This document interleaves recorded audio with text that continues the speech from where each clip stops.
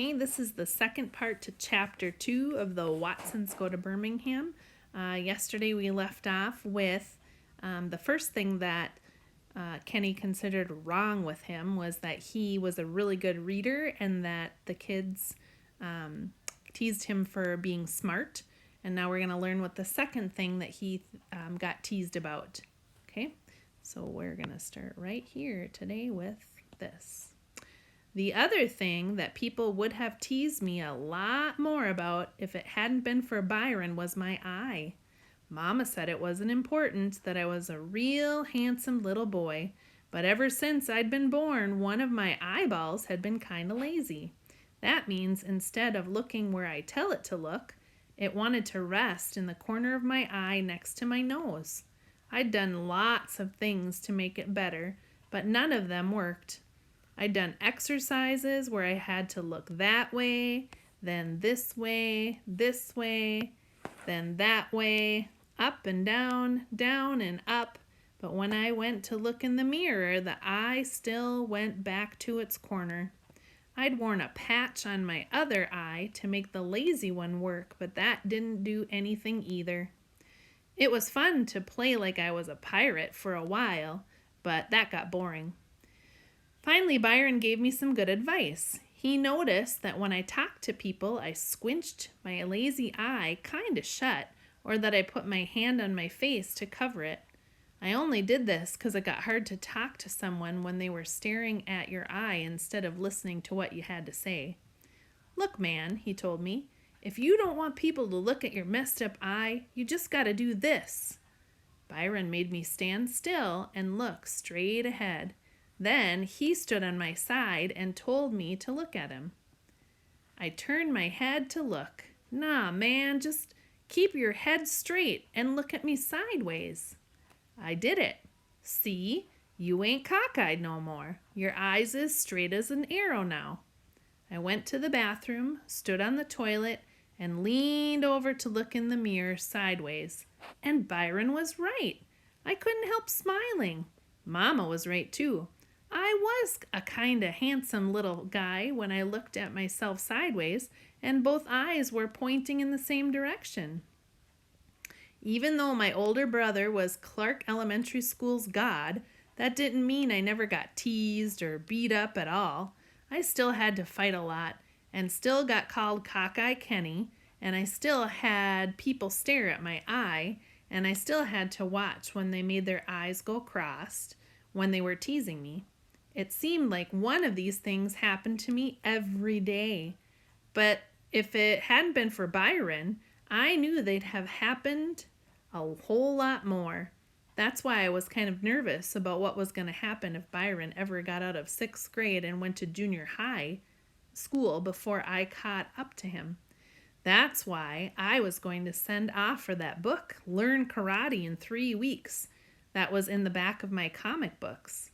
The worst part about being teased was riding the school bus on those mornings when Byron and Buphead decided they were going to skip school. We'd be standing on the corner waiting for the bus, Byron, Buphead, and all the other old thugs in one bunch, Larry Dunn, Banky, and all the other young thugs in another bunch, the regular kids like Joetta in a third bunch, and me off to the side by myself. When we saw the bus about 3 blocks away, we all got in a line. Old thugs, young thugs, regular kids, then me. It wasn't until the bus stopped and the door opened that I knew whether Bi and Buphead were going. I hated it when Bi walked past and said, "Give my regards to Clark Poindexter." Some of the time, those words were like a signal for the other kids to jump on me. But the day I stopped hating the bus so much began with those same words. We were all lined up. "Give my regards to Clark Poindexter," Bi said, and disappeared around the bus's back. I got on the bus and took the seat right behind the driver. The days Bi rode, I would sit a few rows from him in the back. On other days, the driver was the most protection. The bus drove down into the public housing, and after everyone was picked up, We were headed toward Clark. But today, the bus driver did something he'd never done before. He noticed two kids running up late, and he stopped to let them get on. Every other time someone was late, he'd just laugh at them and tell the rest of us, "This is the only way you little punks is going to learn to be punctual. I hope that fool has a pleasant walk to school." Then, no matter how hard the late kid banged on the side of the bus, the driver would just take off, laughing out the window. That was part one of my miracle. That let me know something special was going to happen. As soon as the doors of the bus swung open and two strange new boys got on, part two of my miracle happened. Every once in a while, Mama would make me go to Sunday school with Joey, even though it was just a bunch of singing and coloring books and listening to Mrs. Davidson. I had learned one thing. I learned about getting saved. I learned how someone could come to you when you were feeling real bad and can take all of your problems away and make you feel better. I learned that the person who saved you, your personal saver, was sent by God to protect you and to help you out. When the bigger one of the two boys who got on the bus late said to the driver in a real down south accent, "Thank you for stopping, sir," I knew right away. I knew that God had finally gotten sick of me being teased and picked on all the time. As I looked at this new boy with a great big smile and the jacket with holes in the sleeves and the raggedy tennis shoes and the tore up blue jeans, I knew who he was.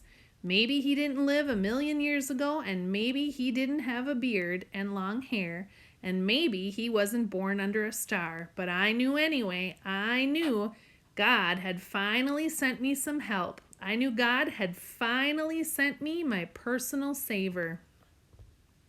As soon as the boy thanked the driver in that real polite, real country way, I jerked around in my seat to see what the other kids were going to do to him.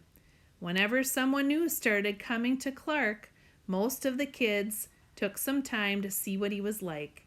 The boys would see if he was tough or weak, if he was cool or a square, and the girls would look to see if he was cute or ugly. Then they decided how to treat him. I knew they weren't going to waste any time with this new guy. It was going to be real easy and real quick with him. He was like nobody we'd seen before. He was raggedy, he was country, he was skinny, and he was smiling at everybody a mile a minute. The boy with him had to be his little brother. He looked like a shrunk-up version of the big one. Everyone had stopped what they were doing and were real quiet. Some were standing up to get a better look. The older one got an even bigger smile on his face and waved real hard at everybody. The little shrunk-up version of him smiled and did the same thing. Then they said, "Hiya, y'all." And I knew that here was someone who was going to be easier for the kids to make fun of than me. Most of the kids were just staring. Then Larry Dunn said, "Lord, today, look at the nappy-headed, down-home country cornflake the cat done drugged up from Mississippi, y'all." About 1,000,000 fingers pointed at the new kids, and 1,000,000 laughs almost knocked them over. Larry Dunn threw an apple core from the back of the bus, and the new kid got his hand up just in time to block it from hitting him in the face.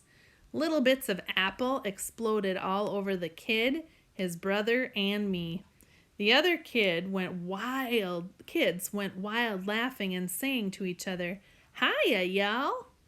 The bus driver jumped out of his seat and stood between the new kid and Larry Dunn.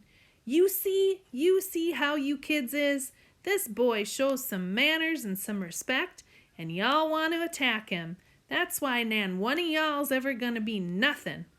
The bus driver was really mad. "Larry Dunn, you better sit your bleep down and cut this mess out. I know you don't want to start panning on folks, do you? Not with what I know about your mama." Someone said, "Ooh," and Larry sat down. The bus was real quiet. We'd never seen the driver get this mad before. He pushed the two new kids into the same seat as me and told them, "Don't you pay no mind to them little fools. They ain't happy lest they draggin' someone down." Then he had to add, "Y'all just sit next to Poindexter. He don't bother no one." I sat there and looked at them sideways. I didn't say anything to them, and they didn't say anything to me.